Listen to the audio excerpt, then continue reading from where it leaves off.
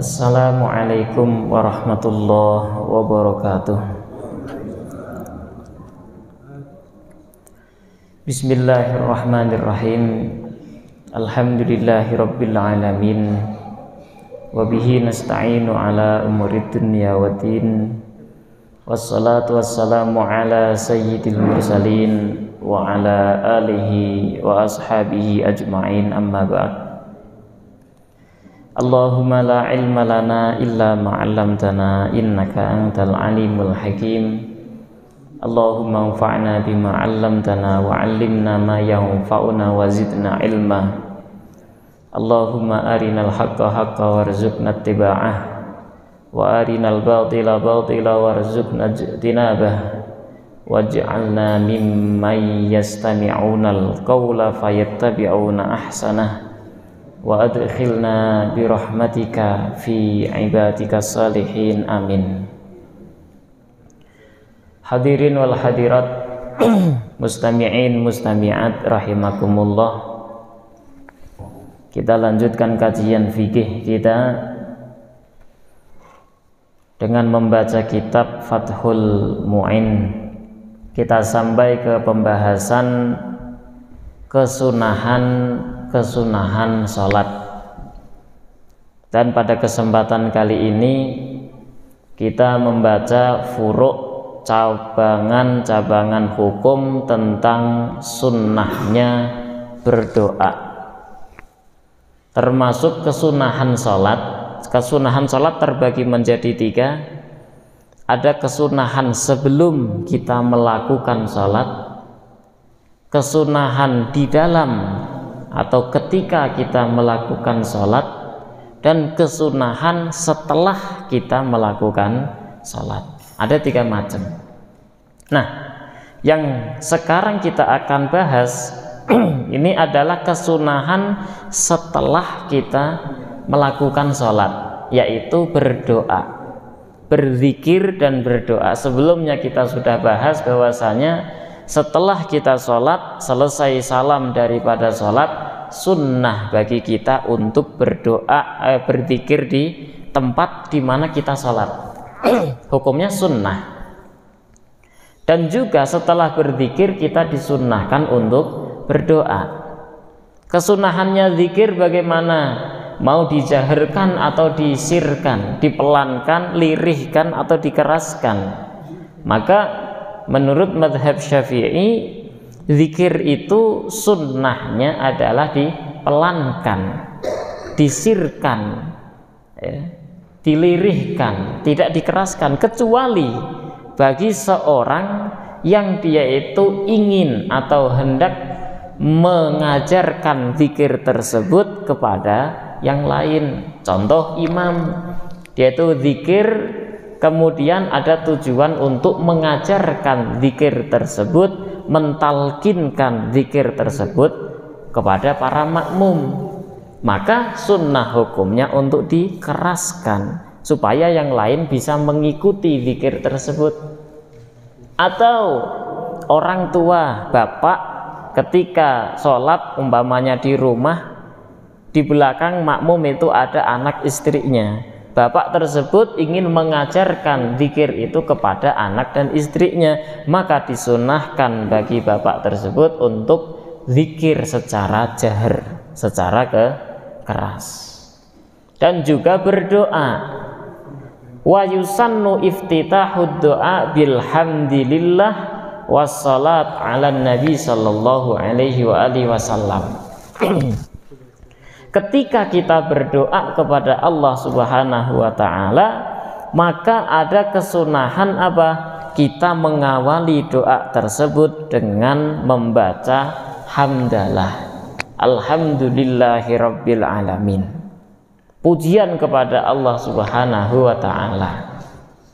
Karena diriwayatkan dalam satu hadis, ada hadis tersebut di kitab Sunan Abu Dawud wa Tirmidzi dan Nasa'i, an Fudalah bin Ubaid radhiyallahu taala anhu qal sami'a Rasulullah sallallahu alaihi wa alihi wasallam rajulan yad'u fi salatih. Ketika itu Rasul Shallallahu Alaihi Wasallam pernah mendengar doanya seseorang. Lam yumajjidillah ta'ala wa lam yusalli 'alan nabi.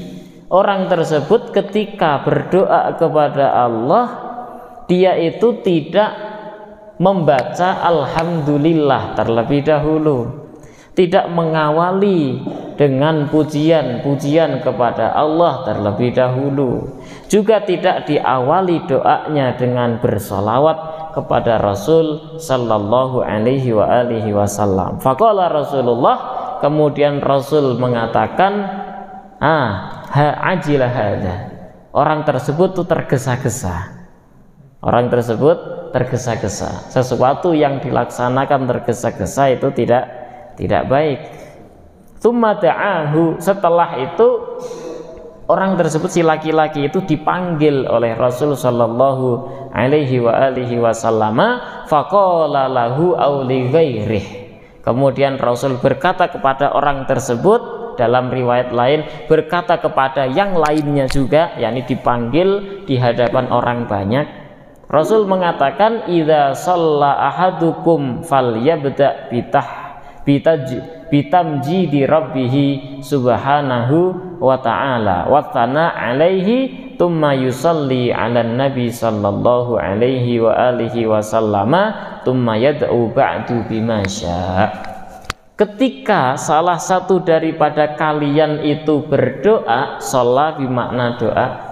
Ketika salah satu daripada kalian berdoa, bermunajat kepada Allah, maka hendaklah diawali doa tersebut dengan tamjid, pujian kepada Allah, dengan hamdalah. Kemudian setelah hamdalah baru disusul dengan sholawat kepada Rasul. Setelah keduanya barulah yad'u bima syaa, berdoa sekehendak kalian. Jadi ada kesunahan di dalam berdoa. Kesunahan itu jangan kita tinggalkan, karena kesunahan termasuk penyempurna. Kemudian para ulama memilih tamjid atau pujian kepada Allah. Di sana ada pujian yang paling afdol, paling utama. Wa afdaluha alhamdulillahi rabbil alamin hamdan katsiran thayyiban mubarakan fihi ala kulli hal hamdan yuwafi ni'amahu wa yukafi'u mazidah ya rabbana lakal hamdu kama yanbaghi li jalali wajhikal karimi wa 'azimi sultanik. Nah, ini hamdalah atau pujian kepada Allah untuk mengawali doa yang paling afdal, paling utama. Nah, begitu juga ketika kita mengakhiri doa kita, disunnahkan bagi kita untuk mengakhirinya dengan tamjid, juga dengan sholawat. Dengan keduanya tadi, diawali dengan hamdalah dan juga sholawat, diakhiri pun dengan hamdalah dan juga sholawat. Maka itu hukumnya sunnah. Wal khatmi bihima bi amin. Setelah kita akhiri dengan hamdalah sholawat, kita juga mengakhiri dengan kata amin, ya, dengan kata amin. Nah, ketika kita mengakhirinya, ini ada tambahan lagi. Wa yusannu aidan an khatmu bi rabbana taqabbal minna innaka antas samiul alim wa tub alaina innaka antat tawwabur rahim. Hukumnya sunnah apa?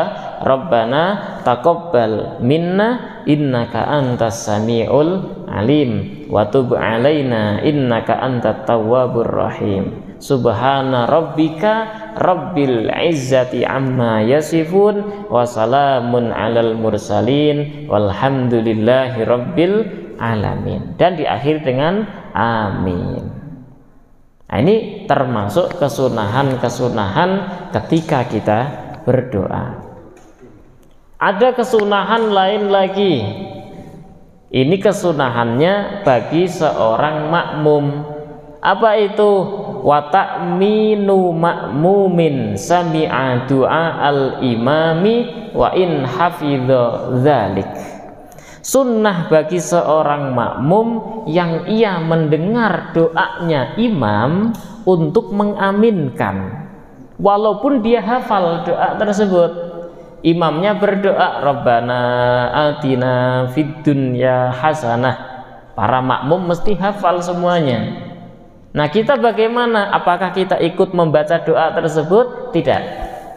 Ketika imam membaca doa, makmum sunnahnya mengaminkan wa in hafidha dzalik. Walaupun si makmumnya sudah hafal itu doa, maka sunnahnya mengaminkan.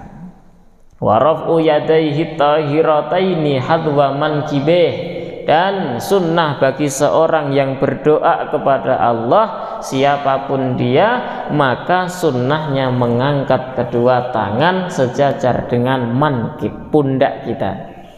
Ya, sunnahnya mengangkat kedua tangan sejajar dengan pundak. Nah, kalau ada yang berdoa mengangkat tangan lebih dari itu, boleh atau tidak? Boleh, disunnahkan malah, tetapi hanya bagi orang yang darurat di dalam berdoa. Dia pengen agar cepat-cepat dikabulkan. Contoh, dia tidak punya rumah sama sekali, terus berdoa, ini darurat nih, harus punya rumah, harus segera. Nah, maka diangkat lebih tinggi lagi sekiranya yura ibtai, kedua ketiaknya itu kelihatan. Rasul sallallahu alaihi wasallam ketika di zamannya itu pernah mengalami kekeringan. Beberapa hari bulan tidak turun hujan, kekeringan. Ketika Rasul khutbah, ya kan? Terus kemudian sahabat berdiri, ya Rasulullah, halakatil amwal, kita semua masyiyah, hewan-hewan kita mati, tanaman kita mati karena tidak ada hujan sama sekali. Akhirnya Rasul mengadakan sholat istisqa, sholat meminta hujan, dan di sana Rasul mengangkat ketika berdoa, mengangkat kedua tangan hatta yura ibtai. Jadi kedua ketiaknya kelihatan. Nah, ini ketika kita darurat. Ini diperbolehkan kita mengangkat, sunnahnya seperti itu. Tapi kalau doa-doa biasa setelah sholat, maka sunnahnya tangan, kedua telapak tangan ini sejajar dengan pundak. Hukumnya sunnah. Nah, kalau kita berdoa tidak ngangkat kedua tangan, boleh atau tidak? Boleh. Nah, tidak masalah. Tapi sunnahnya mengangkat kedua tangan. Nah, kalau orang tersebut hanya punya satu tangan, bagaimana kesunahannya? Maka orang tersebut rafa'a al-yad, tetap disunnahkan untuk mengangkat satu tangan yang ia punya, kanan atau kiri sama saja. Ya, kesunahan ngangkat tangan tetap ada. Illa idza ishtadal amr, kecuali kalau memang harus atau cepat-cepat pengen dikabulkan, ya ngangkat lebih tinggi lagi. Nah, wa hikmatur rafa' ilas sama, kenapa ketika kita berdoa disunnahkan mengangkat kedua telapak tangan kita menghadap ke langit. Ini telapak tangan yang batin ngadepnya ke langit. Kata para ulama, li'annahu kiblatud doa. Langit itu kiblatnya berdoa, kiblatnya doa itu langit. Ya, maka kita sunnahnya adalah mengangkat kedua telapak tangan kita menghadapnya ke langit, atau bahkan kita ngadepnya malah ke atas. Nah, li'anna sama kiblatut doa, langit itu kiblatnya doa. Wa mahbatur rizq, turunnya rizki dari langit. Wa mahbatul wahyi, wahyu turunnya pun dari langit. Warahmah wal barakah, rahmat keberkahan itu juga turunnya dari langit. Wa mashul wajhi bihi ma ba'dahu, dan disunnahkan bagi kita selesai kita berdoa untuk mengusapkan kedua telapak tangan kita ke wajah. Hukumnya sunnah. Selesai kita berdoa. Ini ada pengecualian ketika kita di luar sholat. Kalau kita berada di dalam sholat, mengusap kedua telapak tangan ke wajah kita hukumnya makruh. Nah, maka ketika doa kunut nggak ada kesunahan ngusap, selesai doa kunut nggak ada kesunahan ngusap kedua telapak tangan kita ke wajah. Karena apa? Karena dia di dalam sholat. Nah, kalau di dalam sholat makruh. Wong cuman meletakkan tangan saja di sini, di sini. Ini hukumnya makruh. Pakai masker ketika sholat makruh hukum asalnya. Nah, karena ada COVID, nah nanti datang elat, datang alasan-alasan lagi. Nah, dalam kaidah fikih ada yang namanya wujudul hukum biwujudil illah. Al hukum yaduru ma'al illah. Hukum itu akan ada dengan sebab adanya elat, alasan. Hukum itu akan tidak ada dengan sebab tidak adanya alasan. Jadi mengusapkan kedua telapak tangan di dalam sholat hukumnya makruh. Beda halnya kalau kita di luar sholat, selesai sholat kita zikir berdoa, maka selesai berdoa disunnahkan kita mengusapkan dua telapak tangan kita ke wajah. Hukumnya sunnah. Wastiqbalul kiblati halat dzikri wa du'ai, dan kesunahan lainnya lagi adalah menghadap ke kiblat ketika kita berzikir selesai sholat dan juga ketika kita berdoa. Ini kesunahannya bagi makmum dan munfarid. Orang yang sholat dia sebagai makmum, zikir doa menghadap ke kiblat. Orang yang sholat sendirian, zikir dan doanya juga menghadap ke kiblat. Nah, bagi imam bagaimana? Ammal imamu idza tarakal qiyam min musallah alladhi huwa afdal lahu fal afdal ja'lu yaminihi ilal ma'mumin. Bagi imam yang selesai salam dia tidak berpindah tempat, tetap di mihrab, maka disunnahkan baginya ketika berzikir dan berdoa untuk menjadikan sisi kiri kanannya, yaminahu, ini sisi kanan dihadapkan ke makmum, wa yasarahu ilal kiblah, sisi kirinya menghadap ke kiblat. Begini. Nah, ketika berzikir si kanannya menghadap ke makmum, kirinya menghadap ke kiblat. Walau fi halati du'a, walaupun ketika dia berdoa, maka lebih afdol, lebih utamanya tetap berposisi seperti itu.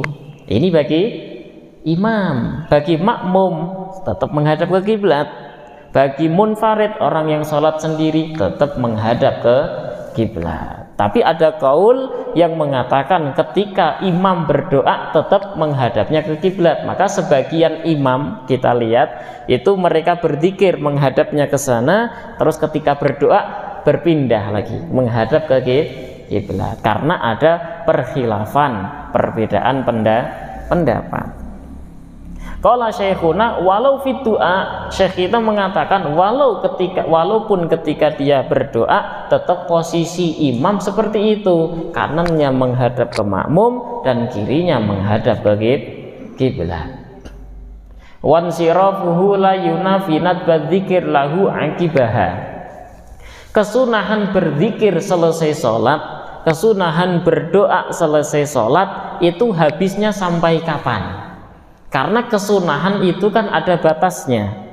Contoh, selesai kita berwudu, kita disunahkan melaksanakan sholat 2 rakaat sunnah, namanya sholat li syukril wudu, hukumnya sunnah. Ini kesunahan kan mesti ada batasnya. Sampai kapan kita disunahkan sholat 2 rakaat? Selesai kita wudu keliling masjid, muter naik ke bawah ke atas ke. Sampai kapan? Sampai sejam kita muter, apakah tetap disunnahkan kita sholat 2 rakaat? Maka batasan kesunahan sholat 2 rakaat li syukril wudu ini adalah sampai kita itu i'rad atau berpaling. Males sholat maka sudah tidak ada kesunahan lagi. Paham ini ya? Kesunahan sholat tahiyat masjid, kita masuk masjid disunnahkan bagi kita sholat 2 rakaat, namanya sholat tahiyat masjid untuk menghormati masjid. Batasan kesunahan itu sampai kapan? Masih disunahkan kita sholat tahiyat masjid, kita masuk masjid terus kemudian kita jalan ke sana kemari, keliling masjid aja. Sampai 5 jam kita di sana, tapi belum sholat tahiyat masjid 2 rakaat. Apakah masih disunnahkan bagi kita sholat tahiyat masjid? Maka batasan sholat tahiyat masjid adalah 1, ketika kita udah duduk, masuk masjid langsung duduk, maka hilang kesunahan tahiyat masjid. Makanya sering kita lihat ketika adzan berkumandang, orang masuk masjid dia berdiri terus. Nah, nggak mau duduk. Kenapa? Supaya tetap ada kesunahan baginya sholat tahiyat masjid. Kalaupun dia masuk masjid berdiri karena menunggu adzan selesai, terus kemudian sholatnya qobliyah, bukan sholat tahiyat masjid, dia akan mendapatkan pahala double. Nah, pahala qobliyah sama pahala tahiyat masjid karena dia belum duduk, gitu ya. Yang pertama, hilang kesunahan sholat tahiyat masjid dengan sebab orang itu duduk di kursi atau di lantai, sama saja, yang penting duduk. Yang kedua, dengan cara i'rab, dia udah berpaling, saya nggak mau sholat tahiyat masjid, maka sudah hilang kesunahan darinya. Ini sholat-sholat yang sebab. Nanti kalau waktu berarti dengan keluarnya waktu, habisnya waktu, hilang kesunahan sholat baginya. Nah, zikir dan juga berdoa pun ada batasannya. Karena zikir ini tidak dikasih waktu, maka nanti ada batasannya. Apa itu batasannya?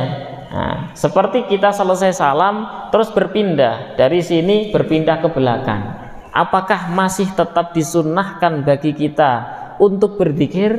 Naam, tetap disunnahkan. Insirafuhu la yunafi nadbat dzikir lahu. Berpalingnya seseorang dari tempat sholat, di mana dia sholat, salam di sana, terus berpaling, berpindah kemana saja dia ada tempat, maka tetap ada kesunahan baginya untuk berzikir. Walaupun kita sedang jalan kaki, selesai salam cepat-cepat pulang ke rumah, sambil jalan kaki kita berzikir, membaca ayat kursi, terus kemudian membaca tasbih 33 kali, hamdalah 33 kali, takbir 33 kali. Tetap ada kesunahan bagi kita untuk berzikir.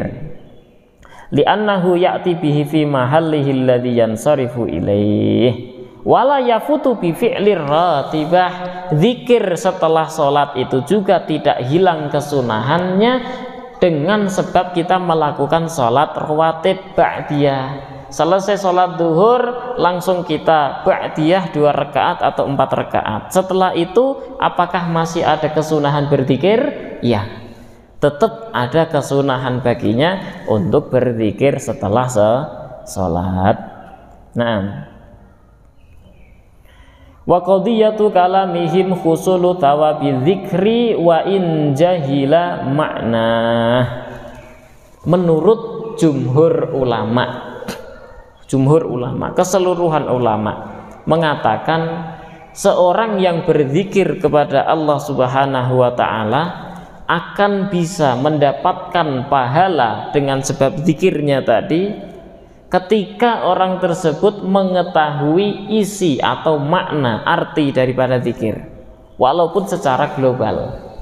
Berbeda halnya dengan seorang membaca Al-Quran. Membaca Al-Quran itu walaupun kita tidak tahu artinya tetap diberi pahala, karena dengan membaca Al-Quran kita dihitung ibadah.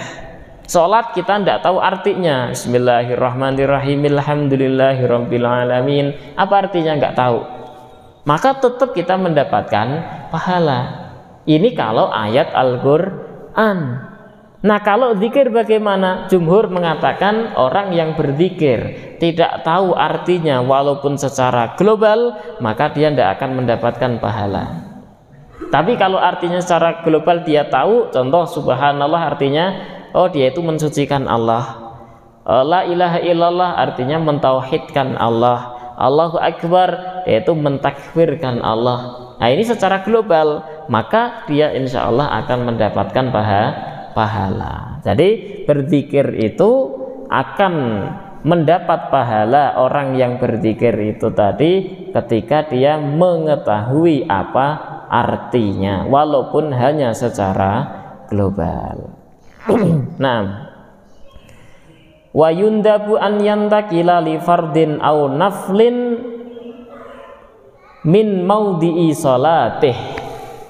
Ada kesunahan lain lagi, selesai salam sholat itu adalah ketika dia hendak melaksanakan sholat yang lain.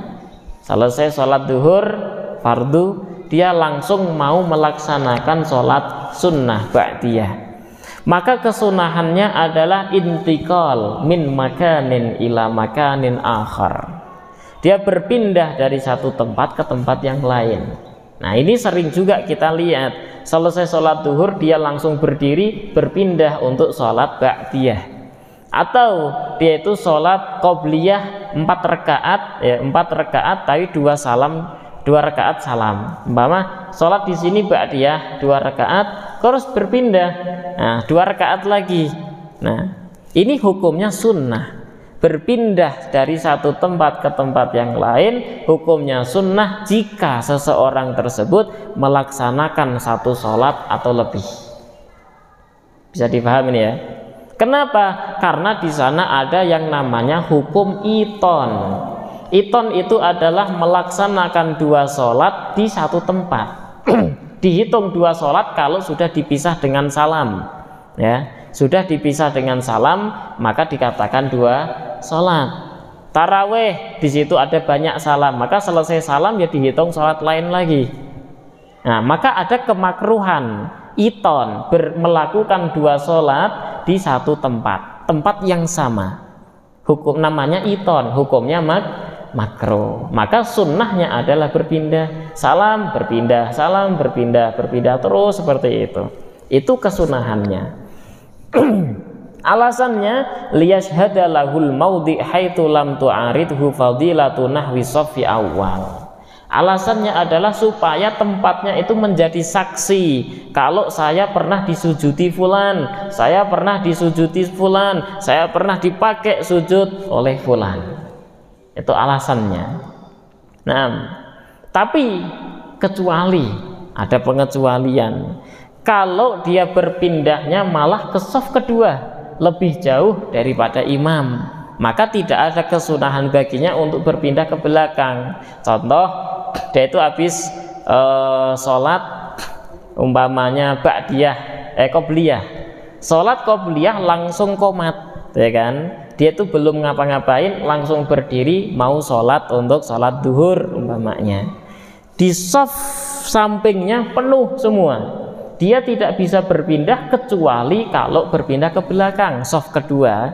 Maka ini bertentangan dengan kesunahan yang lain, maka tidak ada kesunahan baginya untuk berpindah dari satu tempat ke tempat yang lain. Bisa dipaham? Bisa paham ya? Jadi kesunahan berpindah ini bertentangan atau bertabrakan dengan keafdoliyahan, keutamaan shaf pertama. Kalau masih di shaf pertama ya mending berpindah. Ya, kalau di shaf pertama. Nah, kalau dia tidak bisa berpindah kecuali di shaf kedua, maka ini kan bertentangan. Shaf yang paling afdal adalah shaf pertama. Nah, dekat dengan imam itu lebih afdal. Shaf kedua lebih afdal daripada shaf ketiga. Shaf ketiga lebih afdal utama daripada shaf keempat, dan seterusnya. Nah, fa'ilam yantagil. Nah, sekarang kalau orang tersebut tidak bisa berpindah, nggak bisa berpindah tempat, seperti sholat taraweh. Sholat taraweh kita mau berpindah, selesai salam pindah, selesai salam pindah gitu, nggak bisa. Nggak memungkinkan bagi kita untuk berpindah, atau memang sudah zahmah, pokoknya itu apa namanya itu desek-desekan. Kalau kita berpindah nggak akan punya tempat, kita tidak dapat tempat. Maka bagaimana? Fassola bikalam insan. Kita ada 2 cara di dalam menghilangkan iton. Melakukan dua sholat di satu tempat hukumnya makruh, dengan menghilangkan kemakruhan itu dengan dua cara. Apa itu? Yang pertama dengan kita berpindah tempat tadi. Yang kedua kita dengan memisahnya dengan kalam insan. Kalam insan yang penting ngomong, baik itu berupa zikir kepada Allah atau berupa kalam biasa. Selesai salam, assalamualaikum warahmatullah, wih ngapain, takbir lagi. Nah, maka dengan cara kita ngomong tadi itu memisah antara sholat pertama dengan sholat yang kedua, itu sudah bisa menghilangkan kemakruhan iton.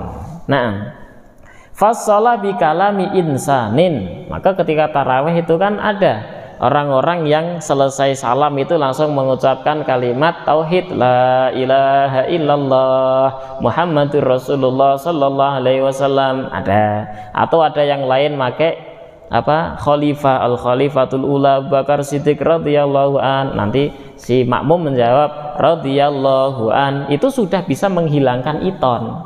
Daripada kita ngomong biasa, ya mending zikir, gitu ya. Kalau enggak seperti itu ya subhanallah atau alhamdulillah, yang penting zikir.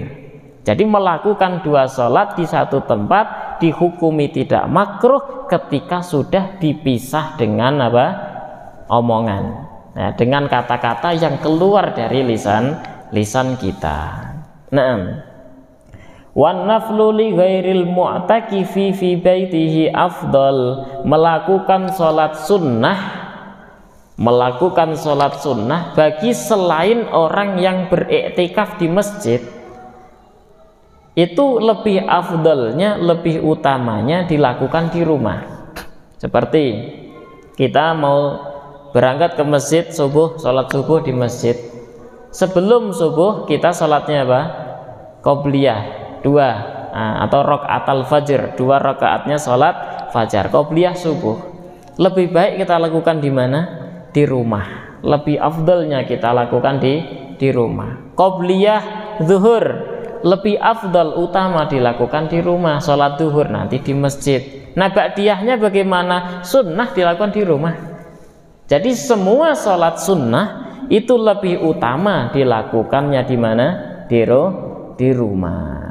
In amina fautuhu, kalau memang dia itu yakin betul bahwasanya sholat sunnah itu tidak akan terlewat kalau dilakukan di rumah. Karena biasanya kita itu males, kalau udah pulang ke rumah dari setelah sholat zuhur itu mau sholat sunnah males. Nah, ini namanya tahawun. Tahawun itu mengentengkan, menggampangkan. Maka lebih baik orang yang seperti itu melakukan sholat ba'diyahnya di masjid. Atau qobliyah, kalau di rumah nggak mungkin qobliyah karena sibuk dengan anak, dengan istrinya, dengan pekerjaannya. Kalau ke masjid semangat dia qobliyah, maka lebih baik di masjid. Nah, ini bagi orang-orang yang ketika di rumah setannya lebih besar, mau sholat sunnah berat baginya, ya udah lebih baik dia di masjid. In amina fautuhu au tahawunan bihi. Jadi kesunahan sholat sunnah tadi apa? Di rumah, kecuali kalau orang tersebut takut umpama melakukan di rumah akan terlewat sholat sunnah, nggak akan melakukan sholat sunnah. Atau dia itu kalau di rumah mengentengkan, alah sunnah ya, cuman gitu kan. Tapi kalau di masjid kan ngelihat yang teman lainnya pada sholat sunnah, sholat sunnah gitu. Maka lebih baiknya di masjid. Illa fi nafilatil mubakir lil jumu'ati, kecuali lagi kalau sholat sunnah tersebut sholat sunnah untuk orang yang tabkir, berpagi-pagi berangkat ke masjid di hari Jumat. Jadi ada kesunahan ketika di sholat Jumat itu adalah tabkir. Kita berangkat ke masjidnya itu pagi-pagi. Nah, ketika saya ada di Hadramaut, para masyayikh, para ulama, orang-orang sana itu berangkat ke masjid jam 9, jam 10 pagi udah berada di masjid untuk persiapan sholat Jumat. Tapi kalau kita kan nanti nunggu azan, nunggu azan baru kita berangkat. Nah, ini kebalik. Nah, kalau di sana enggak, di sana tetap kesunahan itu dilakukan jam 9, jam 10 pagi. Para masyayikh ulama besar sudah ada di shaf pertama kedua. Sudah ada. Kita yang masih pelajar, masih kuliah malah terakhir. Karena kita berangkatnya ya tetap sama seperti di Indonesia gitu. Jarang sekali. Malah belum pernah saya melihat ada pelajar Indonesia yang berangkat jam 9 pagi. Enggak. Jam 10 pagi enggak ada. Berangkatnya jam setengah 12. Nah, baru berangkat. Nah, itu ya. Jadi Masya Allah, mereka itu udah sepuh, memang berilmu gitu. Jadi mereka mengetahui, oh ini sunnah. Dan mereka itu duduk di masjid membaca Al-Quran terus sampai azan berkumandang, baru Al-Quran dilepas. Nah itu.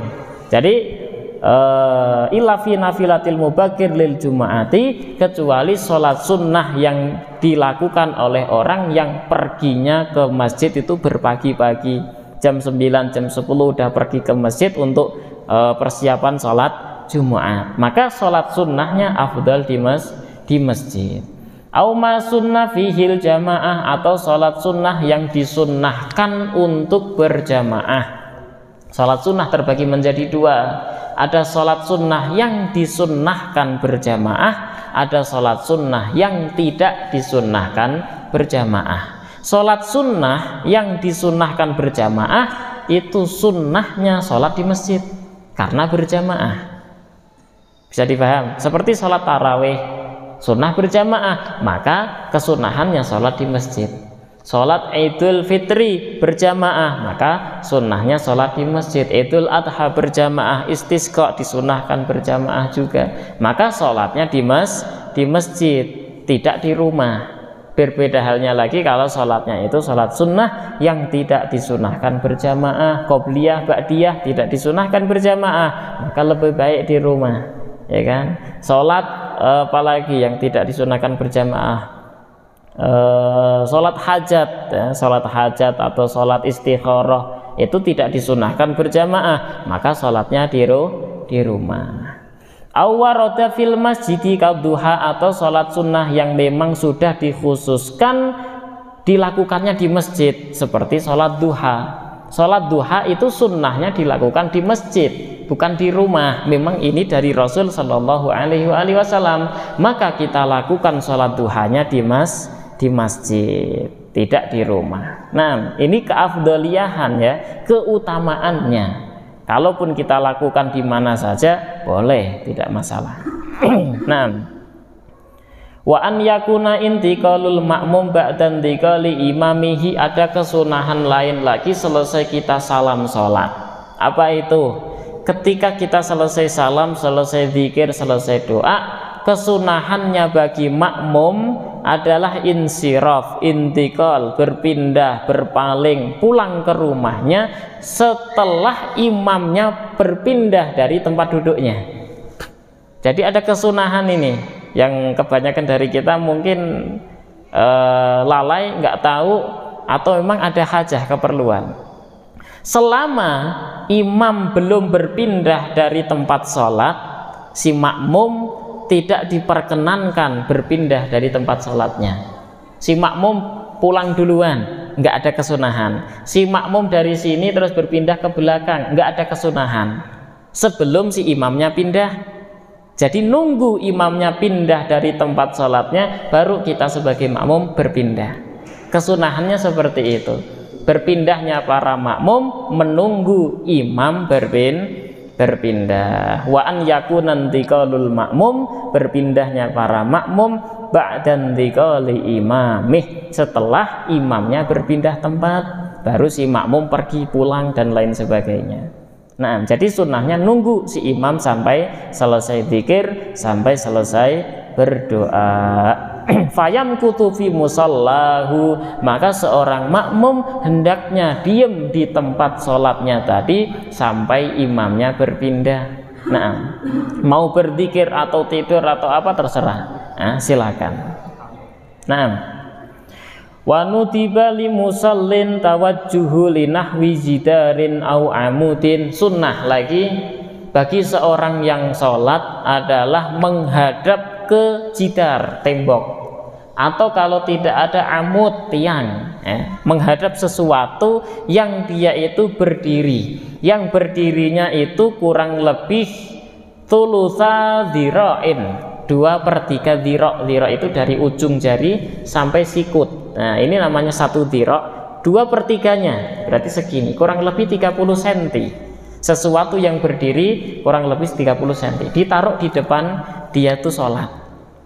Ya, ini hukumnya sunnah.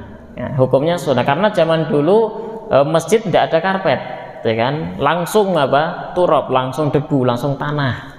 Jadi supaya apa ini? Supaya orang tidak lewat di depan dia. Kalau dia sholat kemudian ada orang lewat di depannya, itu bisa mengganggu kekhusyuan, gitu ya. Maka sunnah bagi kita ketika kita sholat untuk memberdirikan sesuatu di hadapan kita. Kalau lebih baik lagi menghadap ke tembok langsung situ. Jadi nggak mungkin ya orang lewat di depannya ndak. Atau di belakang tiang. Nggak mungkin orang lewat terus kemudian di antara orang sholat dengan tiang, ya kan nggak.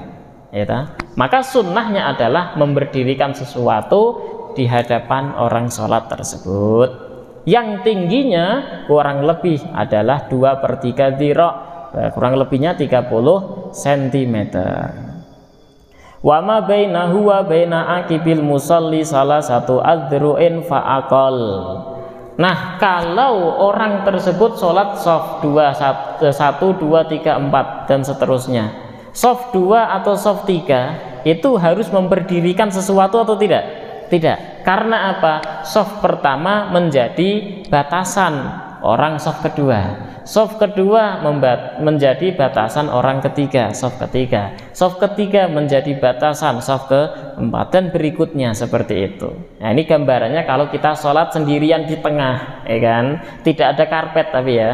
Nah, sunnah untuk memberdirikan sesuatu supaya orang itu tidak lewat di depan kita. Kalau tidak ada sesuatu, kita tidak punya apa-apa untuk memberdirikan bagaimana, maka kita tancapkan kayu.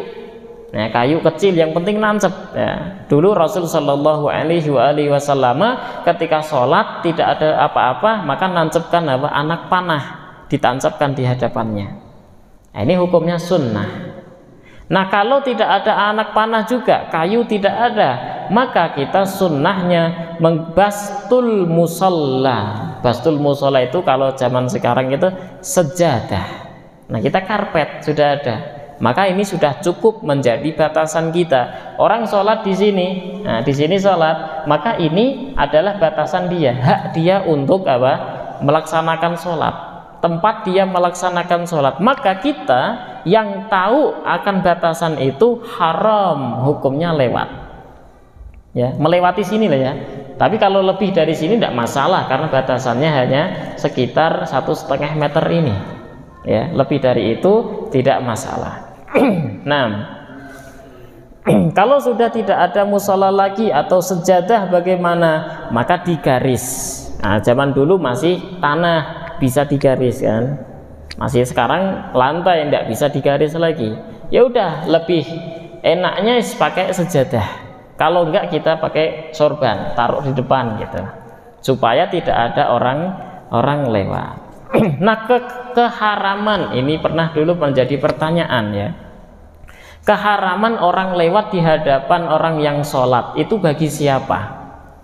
Maka keharamannya adalah hanya bagi seorang mukallaf, orang yang sudah baligh akil, namanya mukallaf. Mukallaf itu baligh akil, itu mukallaf. Kalau anak kecil, apakah hukumnya haram? Tidak. Anak kecil tidak haram, tapi wajib bagi orang tuanya yang mengajak anak kecil tersebut masuk ke masjid harus mengawasi, senantiasa diawasi. Bahkan yang saya lihat selama ini, mereka orang tua itu ngajak anak kecil dipegangi terus, supaya nggak lari kemana-mana. Ada dipegang terus, nanti kalau udah terbiasa dia nggak akan pernah lari. Sholat di sholat gitu, walaupun dia belum balik, masih kecil sekali. Nah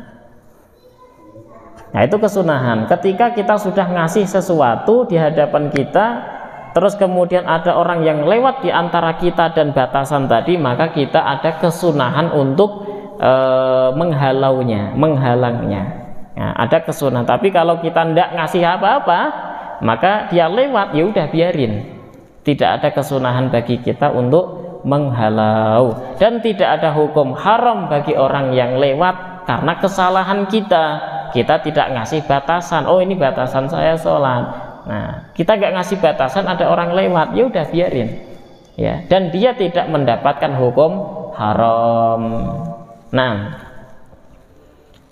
wa yahrumul murur alal mukallafi al-alim. Hukumnya haram lewat di hadapan orang sholat yang sudah memberi batasan adalah bagi seorang mukallaf akil balik yang alim, mengetahui hukum, ya, yang mengetahui hukum. Nah, orang-orang awam di sana yang tidak mengetahui hukumnya, maka tidak ada hukum haram baginya. Li'anal jahil la hukmalah. Orang yang tidak tahu hukum itu tidak ada hukumnya.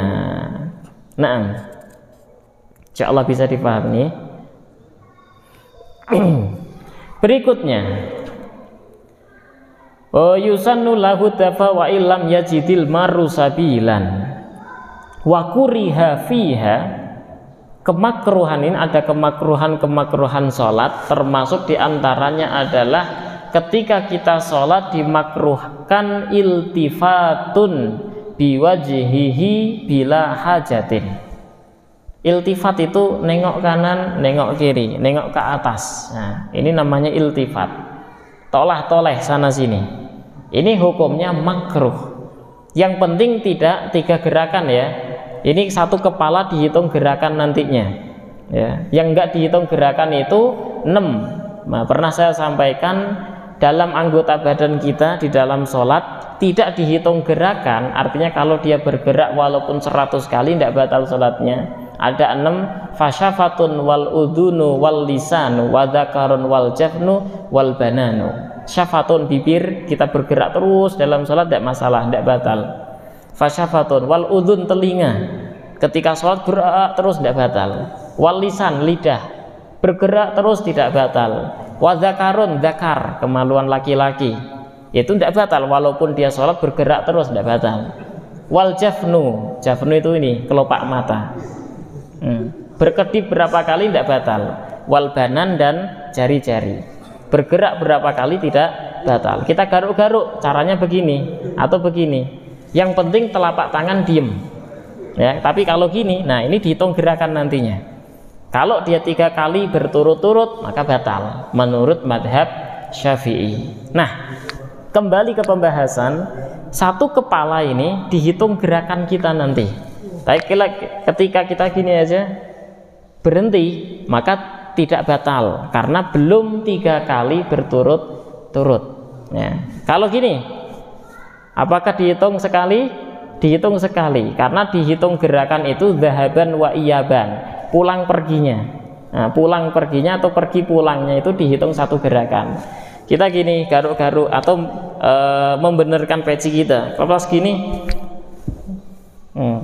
dihitung 1 gerakan karena ini pergi pulang tanpa jeda. Beda halnya kalau kita pergi berhenti, nah, berhenti terus kemudian balik lagi, dihitung 2 ya, karena apa? Kita sudah berhenti. Bisa dipaham? Yang membatalkan sholat adalah ketika gerakan kita 3 kali berturut-turut. Nah, 3 kali berturut-turut banyak kejadian. Sami Allahu liman hamidah. Nah, ini udah 1 karena ini pergi terus pulang lagi. Ini sudah 1 dihitungnya. Ini 2 tangan berarti 2. Kalau diulang lagi berarti sudah 4. Maka batal salatnya. Ya, jadi kalau bisa malah kesunahannya kekang di sini. Sami Allahu liman hamidah, dibalikkan lagi supaya apa? Aman daripada pembatalan. Kepala ketika kita noleh kanan, noleh kiri ke atas hukumnya makruh. Yang penting tidak kurang dari 3 gerakan. Hanya noleh ke atas lama gitu, balik lagi. Maka tidak dihitung gerakan 3 kali, hanya sekali. Nah, balik lagi dihitung 1 kali lagi. Apakah gerakan sholat dikumpulkan dari takbiratul ihram sampai salam? Umpama dia udah garuk-garuk dihitung 1, ya kan? Balik lagi dihitung 2. Nanti di rakaat kedua gerak lagi dihitung 3. Oh batal gitu? Enggak. Dihitungnya 3 kali gerakan berturut-turut. Ini 2 kali, nanti di rakaat kedua 2 kali lagi, rakaat ketiga 2 kali lagi. Batal nggak salatnya? Tidak dikumpulkan gerakan tersebut. Cara menghitungnya adalah selama dia itu berturut-turut 3 kali, maka baru dihukumi batal. Ini menurut madhab Syafi'i. Madhab Hanafi bagaimana? Madhab Hanafi kembali kepada uruf, adat kebiasaan manusia. Ada orang yang garuk-garuk gini, garuknya gini ya kan, telapak tangannya bergerak dia, balik lagi. Kira-kira menurut orang-orang itu gerak banyak atau sedikit? Oh, orang-orang mengatakan gerak sedikit, maka nggak batal. Jadi paham? Ada orang sholat, terus kemudian HP-nya bunyi, diambil itu HP, dimatiin. Nah, umpama dia berpassword ya kan, terus buka dulu, dimatiin, balikin lagi. Batal nggak sholatnya? Menurut Hanafi, balikin ke orang-orang yang ada di sana, sekitar situ ya. Mengatakan gerakan banyak atau sedikit. Oh, itu orang ketika ngambil HP itu gerakan banyak, maka batal. Jadi dikembalikan banyak dan sedikitnya kepada kebiasaan orang di sana. Itu dalam madhab Hanafi. Kalau madhab Syafi'i udah dihitung 3 gerakan, selama selain daripada 6 tadi gerak berturut-turut 3 kali. Nah, jadi makruh kita menoleh kanan, noleh kiri, nengok kanan kiri tanpa hajah, tanpa ada kebutuhan, hukumnya makruh. Wakila yahrum, ada yang mengatakan dalam madhab Syafi'i hukumnya haram. Nggak boleh kita sholat terus nengoknya sana. Nah, ini hukumnya haram jadinya. Kil tapi ya, kil itu pendapat yang lemah dalam madhab Syafi'i. Waqtiralil khabari sahih la yazalullahu muqbilan alal abdi fi musallahu ay bi rahmatihi waridahu ma lam yaltafit. Ada khabar hadis Rasul sallallahu alaihi wasallam, Allah Subhanahu wa taala akan senantiasa memandang dengan rahmat, dengan ridha kepada orang yang salat selama orang yang salat tersebut tidak berpaling. Tidak berpaling ya noleh kanan kiri, ya ini berpaling namanya. Wong dia itu sholat menghadap Allah malah seenaknya sendiri. Nah, maka ketika orang tersebut berpaling, Allah pun akan berpaling. Tidak lagi memandang dengan ainur rahmah waridho, dengan rahmat dan juga ridho. Fala yukrahu li hajatin. Nah, tapi kalau ada hajat, ada keperluan, contoh kita sholat di sini, kita punya barang, kita tas ditaruh di ujung sana, maka boleh kita ngelihat untuk mengawasi, boleh, tidak masalah. Ya nanti kalau tas kita dimaling umpamanya, ya, tas kita dimaling, diambil sama orang, bagaimana? Apakah kita boleh batalkan sholat? Nggak usah batalin. Ada yang namanya sholat khauf. Kita sholat tetap dalam keadaan sholat sambil ngejar maling, itu tidak masalah. Iya, namanya sholat khauf. Sambil ngejar maling. Kita sholat, terus kemudian ada kebakaran, ya kan? Kita lari dari tempat tersebut, maka kita tidak usah batalin sholat. Masih di dalam sholat, tapi sambil lari. Kita sholat dikejar tsunami sambil lari, sholatnya tidak usah dibatalkan. Ya, nanti kalau sudah darurat betul, barulah kita membatalkan. Jadi tidak masalah kita sholat terus tas kita mau diambil, langsung kita tendang dia, nggak apa-apa.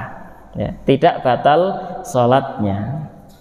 Kama la yukrahu mujarradu lamhil aini. Begitu juga tidak dimakruhkan kalau orang tersebut sholat sambil ngelirik kanan, ngelirik kiri, tidak masalah. Kalau hanya mata ya, lirikan mata itu tidak masalah. Tapi kalau sambil sama kepalanya gini, nah itu baru dihukumi makruh. Wa nadharun nahwa sama'in, dan hukumnya makruh juga ketika kita sholat memandang, melihatnya ke atas. Nah ini hukumnya makruh karena ada larangan dari Rasul, ancaman. Nah, dulu ada sahabat yang sholat ngelihatnya ke atas, kemudian diancam oleh Rasul, udah berhenti dari seperti itu, jangan lagi kamu lakukan memandang ke atas ketika sholat. Kalau tidak berhenti, maka Allah akan menyambar pandangan kalian dengan petir maksudnya. Nah, kenapa hal tersebut kok dilarang? Li'annahu yukhillu bil khusyu'. Karena hal tersebut itu bisa menghilangkan kekhusyuan. Nah, sholat melihatnya ke kanan ke kiri, hilang kekhusyuan. Nanti pasti dia itu akan membaca ini, membaca itu dan lain sebagainya. Menghilangkan kekhusyuan. Maka dikumpulkan dalam satu kaidah, sesuatu yang bisa menghilangkan kekhusyuan bisa dihukumi makruh. Contoh, orang yang sholat di shaf pertama itu memakai kaos yang bertuliskan. Nah, ada tulisannya, maka hukumnya makruh. Kenapa? Bisa menghilangkan kekhusyuan orang di belakangnya. Memakai baju yang kotak-kotak atau loreng-loreng yang bisa dihitung, oh itu kotaknya berapa dihitung, nah itu hukumnya makruh juga, polosan saja. Nah ini hukumnya makruh. Jadi segala sesuatu yang bisa menghilangkan kekhusyuan itu hukumnya makruh. Nanti bisa masuk lagi, ada ulama yang berpendapat ketika kita sholat terus kemudian ada orang zikir. Nah, contoh nih, zikir jahar keras, kemudian orang sholat makmumnya masbuk. Nah, si makmum masbuk tadi terganggu dengan zikirnya imam. Nah, ini masuknya ke hukum makruh, bukan haram, karena bisa menghilangkan kekhusyuan. Nah, khalas, Allahu a'lam bishawab. Mungkin ada pertanyaan? Nah, soal meeting tadi, saya itu dari kalau itu 2-1 tapi rupanya yang 2 itu disebut witir atau yang witir itu ganjil. Kami berpendapat bahwa witir itu penutup sholat. nah, Jadi witir itu yang benar gimana? 2 rakaat salam, kemudian 1 rakaat salam. ya. Sholat witir ada dua cara. Ada yang namanya wasl dengan fasl. Wasl itu menyambung, fasl itu memisah. Nah, kita melihat menyambung memisahnya, yang dilihat adalah 1 rakaat terakhir. Jika 1 rakaat terakhir itu digabungkan dengan rakaat sebelumnya, umpama 3 rakaat langsung sekali salam, berarti digabung namanya itu wasl, nyambung. Jika 1 rakaat terakhir itu tidak digabung dengan rakaat sebelumnya, dipisah dengan salam, namanya fasl. Nah, ini ada dua cara. Boleh yang cara pertama dengan cara menggabungkan 3 rakaat sekali salam, 5 rakaat sekali salam, 11 rakaat sekali salam, boleh. Dan dengan cara yang kedua, dengan cara fasl. Fasl itu boleh 2 rakaat salam, 2 rakaat salam, 2 rakaat salam, 2 rakaat salam, 1 rakaat salam, atau langsung 4 rakaat sekali salam tambah 1 rakaat salam. Namanya cara fasl, pisah. Nah, ini nanti ada syaratnya. Ketika orang tersebut sholatnya itu wasl dengan cara menggabungkan, ya kan, maka syaratnya adalah rakaat yang semua rakaat ini tidak lebih dari 2 tahiyat. Enggak lebih dari 2 tahiyat. Umpama Bapak sholat 11 rakaat witir, kan langsung sekali salam tuh, kan cara penggabungan, ya kan, sekali salam. Tahiyatnya tidak boleh lebih dari 2. Jadi tahiyat maksimal hanya 2 saja. Berarti tahiyatnya dia rakaat pertama berdiri, rakaat kedua langsung berdiri ke rakaat ketiga, rakaat ketiga berdiri ke rakaat keempat, rakaat keempat berdiri ke rakaat kelima, sampai ke 10 baru tahiyat awal. Nanti rakaat ke-11 tahiyat akhir. Itu syaratnya. Kalau lebih dari 2 tahiyat tidak boleh.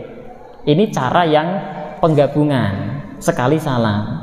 Tapi kalau cara yang lebih daripada 2 salam atau dipisah, maka tahiyatnya setiap 2 rakaat. Boleh setiap 2 rakaat salam, 2 rakaat salam, 2 rakaat salam, atau dia itu langsung 10 rakaat, ya, 10 rakaat, kemudian salam ditambah 1 rakaat. Ini kan berarti cara pemisahan, maka tahiyatnya lebih daripada 2 boleh. berarti 5 tahiyat, 2 rakaat tahiyat awal, nanti berdiri langsung 2 rakaat lagi tahiyat awal lagi, nanti berdiri 2 rakaat tahiyat awal lagi, terus sampai rakaat ke-10 salam, kemudian 1 rakaat. Paham nggak? Paham? Berarti yang kalau 10 atau 11 itu tahiyatnya 5 kali. Betul, kalau 10 rakaat tahiyat 5 kali. Ini cara pemisah lah ya. Nah, kalau yang dipisah boleh tahiyat lebih dari 2. Tapi yang digabung tahiyat maksimal 2. Tahiyat awal dan akhir saja. Nah, Yang genap itu disebut apa? Nah, katanya sholat witir itu sholat yang ganjil. Lah terus di sini kok 2 rakaat 1 salam, berarti kan genep itu. Yang disebut witir berarti yang 1 rakaat saja. Nah, Bapak sholat tarawih berapa rakaat? 11 rakaat, 8 rakaat sholat tarawih. Kalau sholat tarawih hanya 2 rakaat saja disebut tarawih enggak? Tarawih. Sholat duha 8 rakaat 12 rakaat. Sholat duha hanya 2 rakaat saja sebut duha? Sebut duha. Tahiyat masjid Bapak 1000 rakaat, boleh tahiyat masjid 1000 rakaat dengan salat 1 kali salam dan 1 kali tahiyat saja. Jadi sholat 1 rakaat berdiri di rakaat kedua, nanti rakaat kedua berdiri lagi rakaat ketiga, 1000 rakaat tidak masalah. Kalau hanya sholat tahiyat masjid 2 rakaat disebut tahiyat masjid. Sholat witir maksimal 11 rakaat, minimal 1 rakaat. Nah, 11 rakaat dengan cara yang itu tadi, maka seluruhnya itu jadi satu kesatuan. Tidak diucapkan oh terus kemudian 2 rakaat bukan witir, yang 1 witir, nggak bisa. Jadi memang caranya ada 2, ada cara penggabungan sekali salam, ada cara pemisahan lebih daripada 2 salam. Nah, boleh, dua-duanya boleh dilakukan. Tapi bahkan menurut mazhab Syafi'i yang paling afdol utama adalah cara yang kedua, dipisah. 2 rakaat salam kemudian tambah 1 rakaat, atau 4 rakaat ditambah 1 rakaat dengan cara dipisah. Itu lebih utama menurut mazhab Syafi'i. Nah, terima kasih Ustaz. Mungkin kita ada yang mau doa dulu, berdoa. Bismillahirrahmanirrahim. Kita berdoa, bermunajat menghadap Allah Subhanahu wa taala, meminta apa yang kita minta nanti ketika kita sampai ke iyyaka na'budu wa iyyaka nasta'in.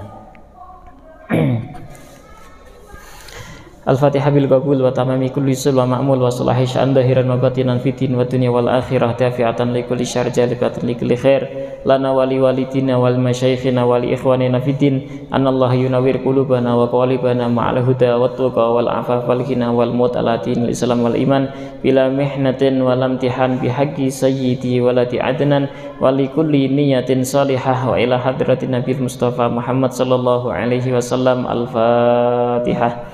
A'udzu billahi minasyaitonir rajim. Bismillahirrahmanirrahim. Alhamdulillahi rabbil alamin. Arrahmanir rahim. Maliki yaumiddin. Iyyaka na'budu wa iyyaka nasta'in. Ihdinas siratal mustaqim. Berdoa apa yang diminta.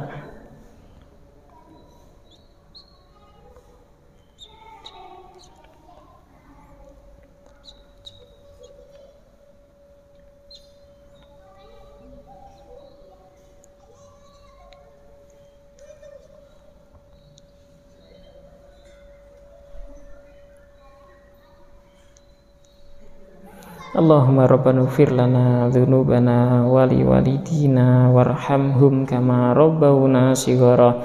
Allahumma ya muyassir kul asir wa ya jabir kul kasir wa ya sahibul farid wa ya muqawwi kul dhaif wa ya ma'man kul makhif wa ya mubniya kul fakir yassir alaina kul asir fataysirul asir alaika yasir. Allahumma ya man la yahtaji ilal bayan tafsir hajatuna ilaika katir wa anta alimun biha wa basir wa khabir.